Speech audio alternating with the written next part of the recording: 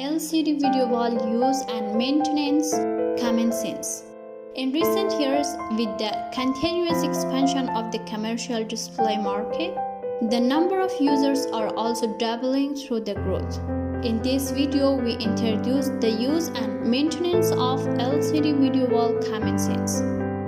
First, LCD video walls ventilation requirements. Air conditioning or air outlets must be installed to ensure good ventilation of the equipment. The location of the outlet should be as far away from the LCD screens as possible, and the vent of the outlet cannot blow directly against the screen. So, in order not to damage the screen due to uneven cold and heat.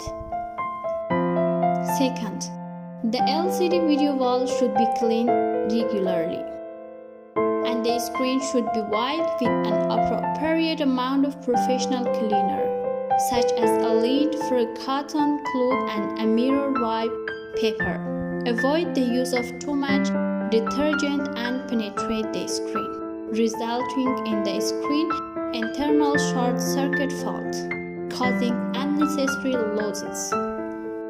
Third, pay attention to the maintenance of screens. Check the inlet, outlet, and air filter regularly to ensure ventilation.